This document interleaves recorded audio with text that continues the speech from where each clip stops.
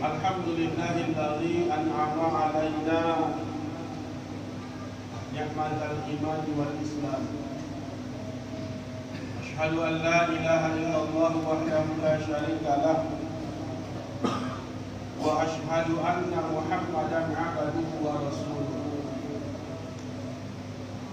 Allahumma shalli wa sallim wa barik ala sayyidina wa nabiyyina Muhammad wa ala alihi wa sahbihi ajma'in.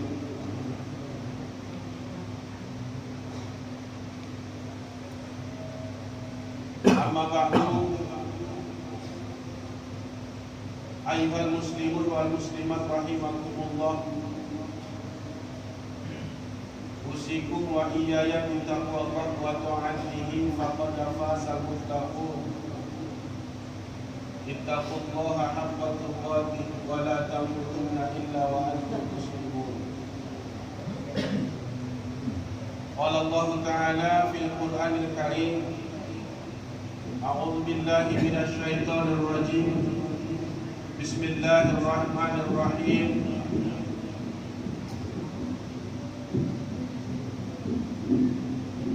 La yanalallahu luhumuha wa la dima'uha walakin yanaluhu taqwa minkum. Kadzalika sakhkharaha lakum litukabbirullaha 'ala ma hadakum wa basyiril muhsinin.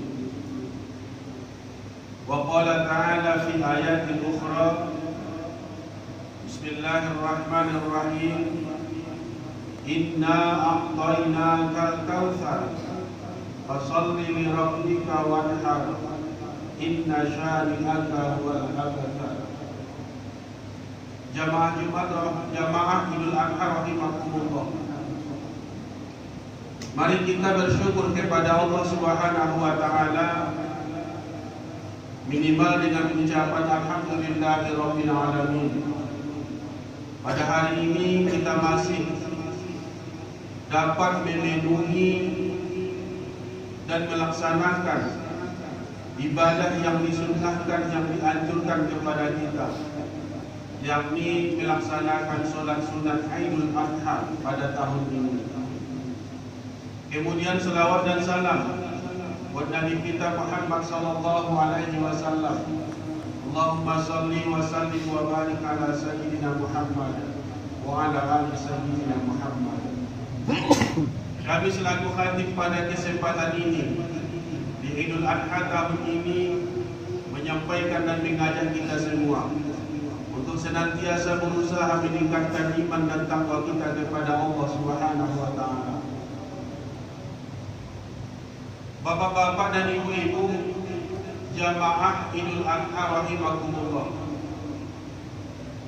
meningkatkan iman dan takwa dengan jalan menjunjung tinggi perintah Allah dan menjauhi larangan Allah Subhanahu wa taala. Di samping itu, inilah yang disampaikan oleh Allah di dalam ayatnya yang sering dibaca para khatib dan menjadi khutbah, yaitu himbauan kepada jamaah, himbauan kepada kita semua untuk senantiasa meningkatkan keimanan dan ketakwaan. Ya ayyuhallazina amanu taqullaha haqqa tuqatih wa la tamutunna illa wa antum muslimun. Dalam ayat ini yang dipanggil oleh Allah adalah orang yang beriman. Untuk apa dipanggil? Untuk bertakwa kepada Allah dengan sebenar-benarnya. Apa itu takwa?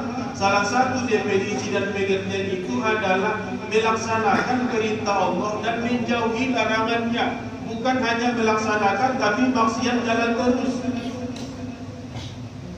Banyak orang yang rajin sholat tapi maksiatnya rajin. Banyak orang yang rajin infak tapi maksiatnya jalan. Dia berusaha bertakwa kepada Allah, tapi di sisi lain dia tidak meninggalkan larangan Allah. Kemudian yang kedua yang Allah himbau adalah wala tamutunna illa wa antum muslimun. Jangan kamu mati kecuali dalam keadaan Islam. Mati itu tidak dapat, Pak. Semua kita pasti mati. Kapan waktunya? Wallahu a'lam, hanya Allah yang tahu. Tapi yang jelas kata Allah, wala tamutunna, jangan mati dulu kecuali dalam keadaan beriman dan beragama Islam. Maka oleh karena itu Bapak Ibu jamaah Idul Adha, kemanapun kita pergi, dimanapun kita berada, iman dan Islam itu mesti dibawa. Kalau ada orang yang mengatakan bahwasanya Islam itu, iman itu nggak boleh dibawa ke kantor, omong kosong. Kenapa? Ada tidak orang mati ketika berada di kantor? Ada. Ada tidak orang mati ketika berada di kebun di sawah? Ada. Ada tidak orang mati ketika di pasar? Ada. Ada tidak orang mati ketika musafir? Banyak. Maka ketika kita masuk ke kantor, ketika musafir, ketika ke kebun, ketika ke sawah, Islamnya mesti dibawa. Andai kita mati di sawah sana, Islam lagi kita pakai, maka insya Allah kita akan mati dalam keadaan beriman dan beragama Islam.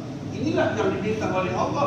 Wala tamutunna illa wa antum muslimun. Jangan mati kecuali dalam keadaan beragama Islam dan beriman kepada Allah. Bapak-bapak, ibu-ibu jamaah Idul Adha rahimakumullah. Hari ini kita merayakan hari raya terbesar dalam Islam. Namanya Idul Adha. Atau ada juga nama lain yang kita sebut dengan hari raya Kurban.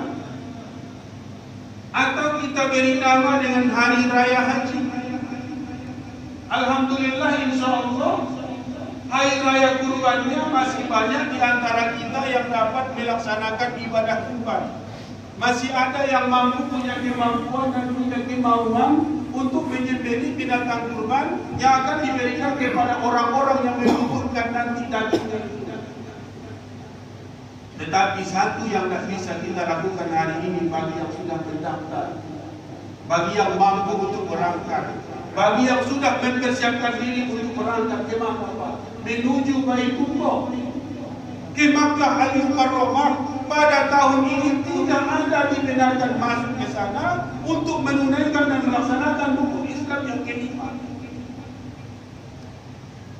Karena apa, Pak? Karena lagi ada mewabah penyakit kata mereka yang disebut dengan virus corona yang menyebabkan orang-orang Islam yang sudah mendaftar, yang punya kemampuan tapi tidak dibenarkan untuk berangkat menunaikan ibadah haji pada tahun ini. Ini yang berbeda, Pak, di tahun ini. Yang mungkin dulu kita tidak pernah membayangkan kalau Masjidil Haram itu pernah sepi. Kita mungkin tidak pernah membayangkan selama ini kalau Masjidil Haram itu tidak bisa dikunjungi untuk menunaikan ibadah haji, untuk menunaikan umrah. Tapi ternyata hari ini Allah tidak izinkan. Dengan apa, Pak? Dengan adanya wabah penyakit yang sedang berkembang. Bukan di Indonesia, bukan di Arab Saudi, tapi di seluruh dunia.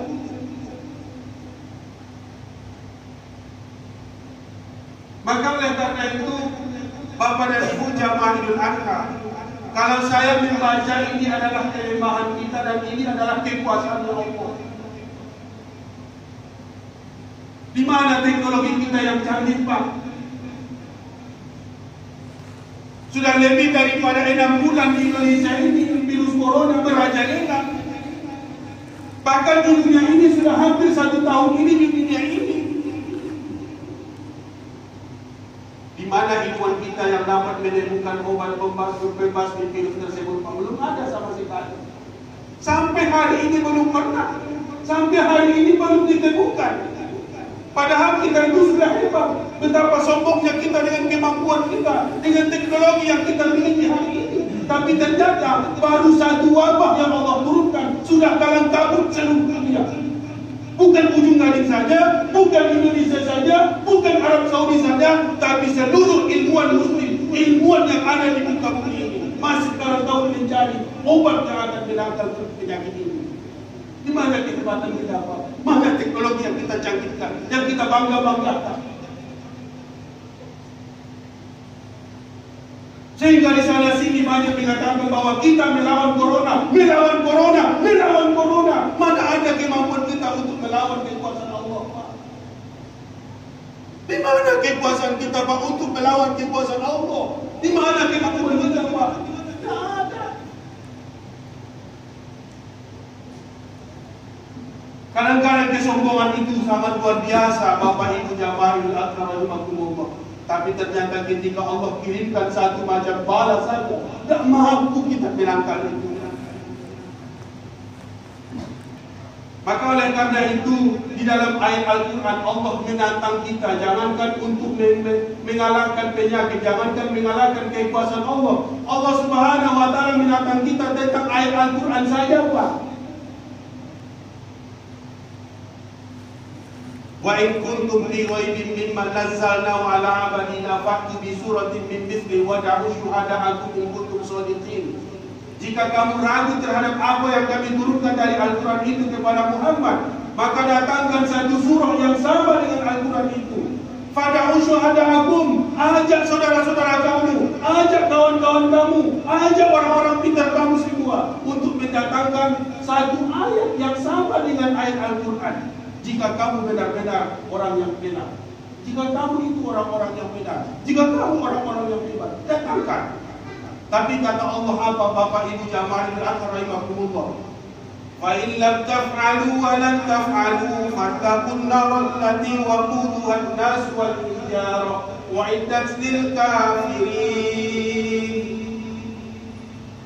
Fa in lam taf'alu, jika kamu tidak bisa menandingi apa yang Allah berikan, walan taf'alu, dan kamu sama sekali tidak akan mampu menandingi itu, maka ketika kita tidak punya kemampuan, apa yang harus kita lakukan, Bapak Ibu jamaahul akram? Fattaqun nar allati waquduha an-nas wal hijarah, maka takutilah neraka Allah Subhanahu wa Ta'ala yang kayu bakarnya adalah an-nas wal hijarah, manusia dan batu.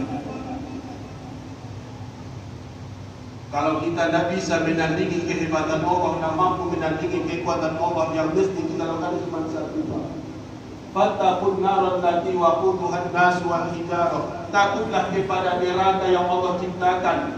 Takutlah kepada neraka Allah. Yang neraka Allah itu, Bapak Ibu, kayu bakarnya adalah an-nas, manusia, wal hijarah, dan juga batu.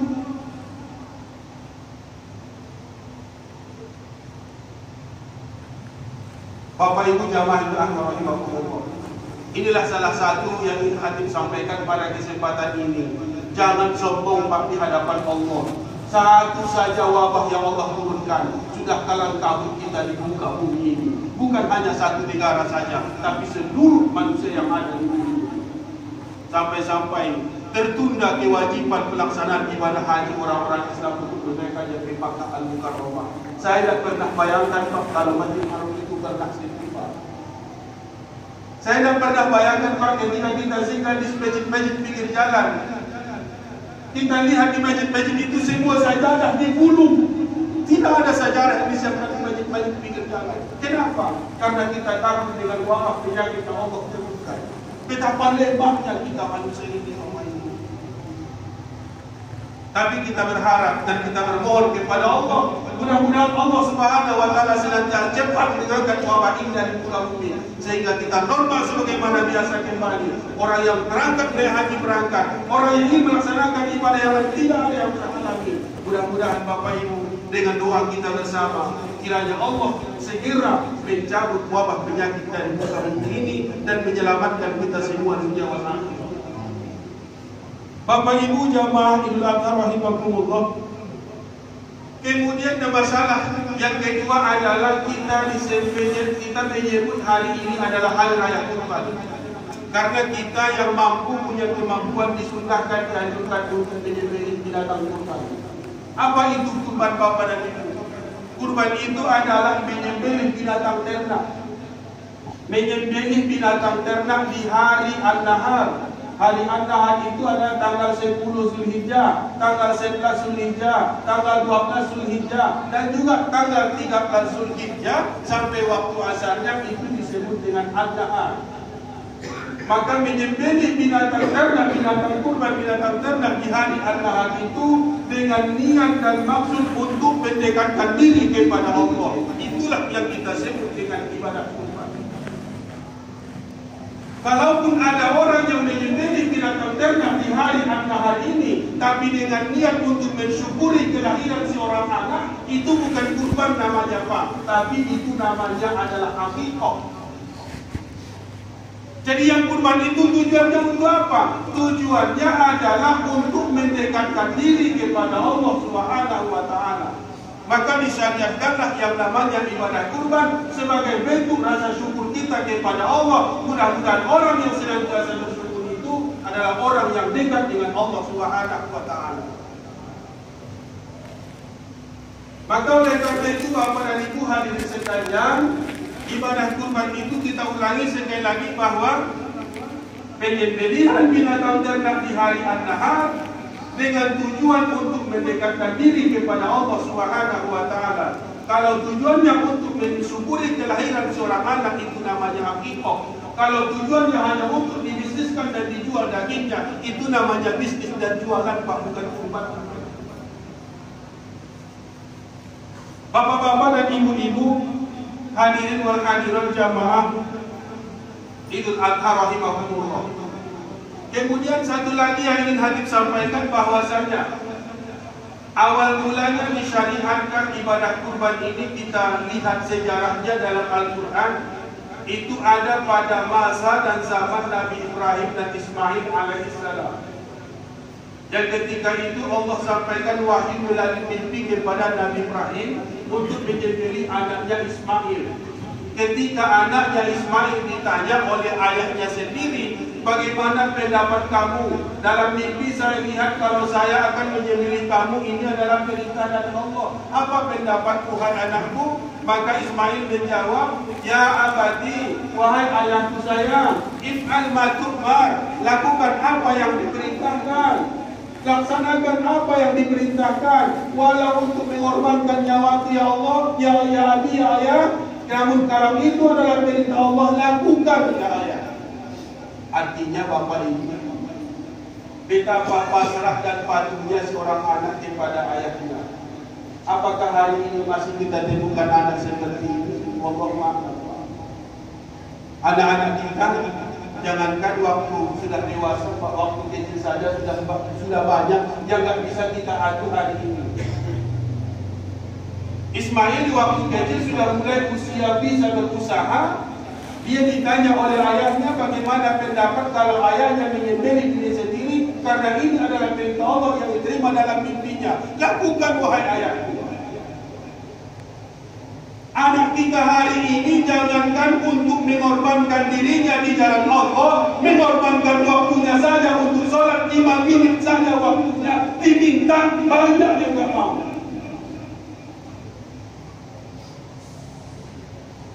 Diminta apa? Anak-anak kita untuk mengaji baca Quran setiap malam di rumah kita habis maghrib. Seorang suami, seorang ayah dan istrinya membawakan anak-anaknya, wahai anakku kemari dulu nak, habis sholat maghrib kita baca Quran 5 menit. Kira-kira banyak tak bapak ibu yang melakukan ini, dan banyak tak anak-anaknya yang mau?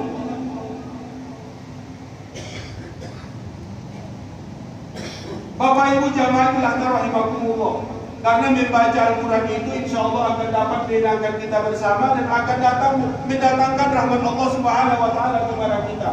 Maka Bapak dan Ibu, saya punya ungkapan, saya punya sedikit yang disampaikan masalah baca Quran Pak. Apa itu Bapak dan Ibu? Bacalah Al-Quran itu 1 juz dalam sehari semalam. Jika kamu tidak mampu membaca 1 juz dalam sehari semalam, maka bacalah setengah juz dalam sehari semalam. Jika tidak mampu setengah juz, maka bacalah 1 halaman sehari semalam. Jika tidak mampu membaca 1 halaman sehari semalam, maka bacalah 1 ayat dalam sehari semalam. Dan jika 1 ayat pun kita belum mampu membaca Al-Quran dalam sehari semalam, maka peganglah dadamu Bapak dan Ibu, katakan kepada Allah, ya Allah, apa dosa-dosa saya ya Allah, sehingga hamba tidak mampu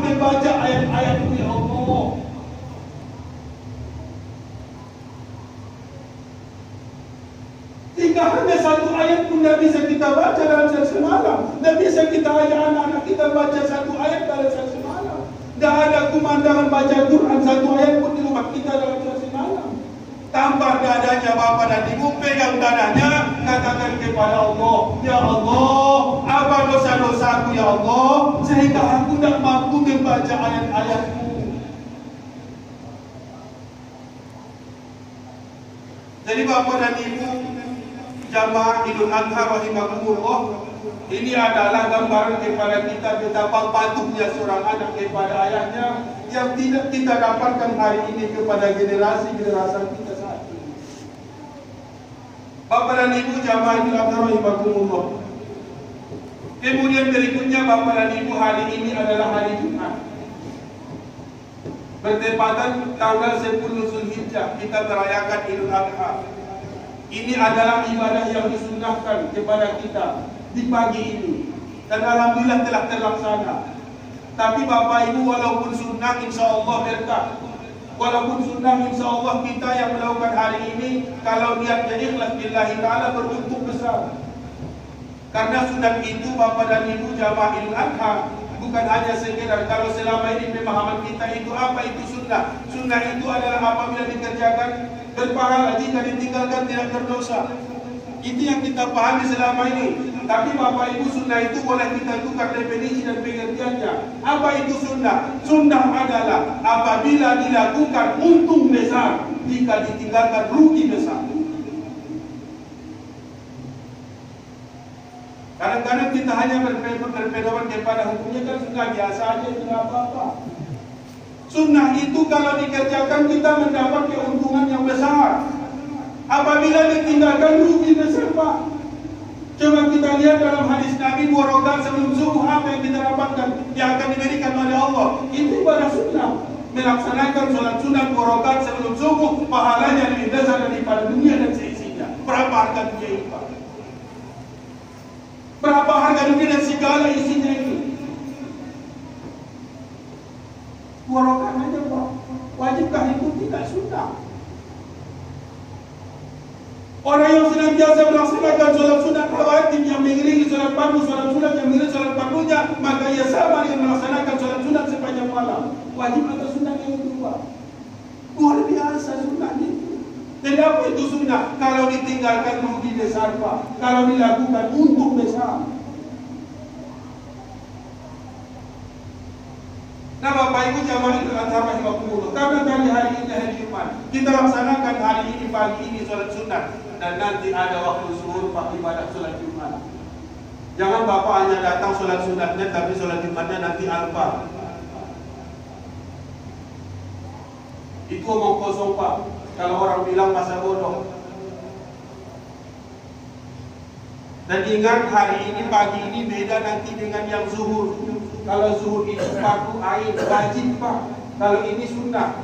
Dan juga jangan gabungkan antara khutbah Idul Adha ini dengan khutbah Jumat nantinya, nggak bisa, Pak. Kita kan udah khutbah dari pagi, udah itu aja khutbahnya. Kita sholat Jumat aja 2 rakaat, nggak bisa, Pak. Kenapa? Karena ini sunnah. Yang ini nanti wajib, beda. Jadi Bapak dan Ibu jamaah Idul Adha rahimakumullah, mudah-mudahan apa yang kita sampaikan pada kesempatan khutbah ini ada manfaatnya kepada kita bersama. Kita bermohon kepada Allah, mudah-mudahan Allah berikan kita kekuatan dan kemampuan. Allah cabut kesombongan dari dalam diri kita.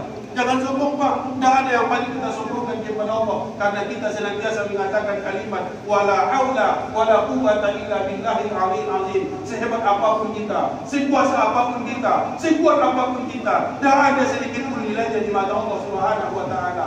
Tak kurang hebat Fir'aun, Pak, karena hebatnya sanggup dia mengaku sebagai Tuhan. Tapi apa yang terjadi? Allah menelenggalkannya di laut merah sana.